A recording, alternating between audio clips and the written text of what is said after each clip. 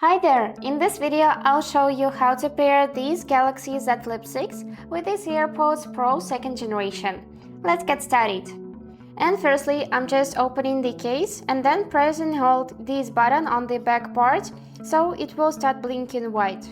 Great, now it's ready to pair, so let's open settings on the phone and then go in this Bluetooth tab and just tap on the switcher to enable it.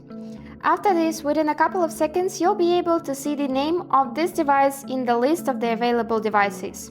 Here it is, so I'm just gonna select it, then tap on pair, and now it is connected because you can see it in the list of paired devices and you can see the status connected for calls and audio. If you want to disconnect it, just tap this settings icon and select disconnect, then unpair.